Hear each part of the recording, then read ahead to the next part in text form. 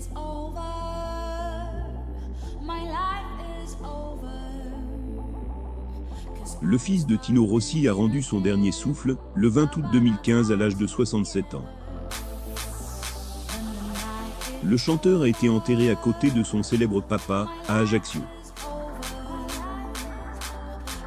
Retour sur le combat de Laurent Rossi, pour faire perdurer la mémoire de son illustre père, décédé en 1983. De son vivant, Laurent Rossi s'est battu sans relâche, afin de faire vivre le souvenir inoubliable de son papa, Tino Rossi. Comme l'a souligné Corse Matin, Laurent Rossi a été enterré à quelques mètres de son père, dans la ville d'Ajaccio. Laurent Rossi rend hommage à Tino Rossi. Laurent Rossi s'est battu corps et âme, pour que son père, Tino Rossi, ne soit jamais oublié. Le chanteur de 67 ans aurait perdu la vie en raison d'un malaise cardiaque. Tino Rossi, sa femme et son fils Laurent. Photo, Getty Images. Une perte brutale pour les amis du célèbre chanteur, qui a laissé un profond vide derrière lui. D'ailleurs, si Laurent a choisi de devenir chanteur, il a été influencé par le talent de son papa, avec qui il avait une grande complicité artistique. Père et fils ont, en effet, enregistré de nombreuses chansons ensemble. Tino Rossi et son fils Laurent.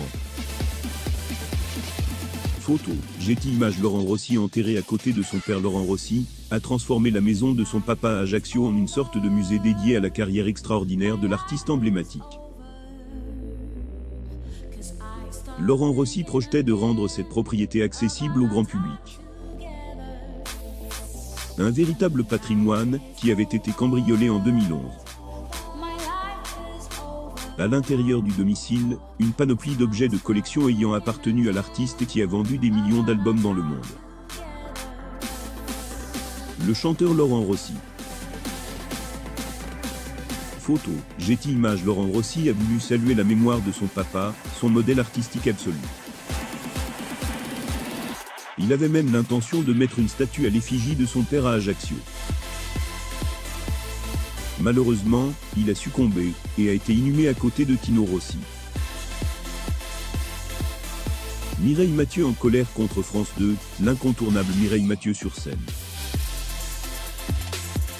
Elle, photo, Getty Images. Laurent Rossi était un ami très proche de Mireille Mathieu.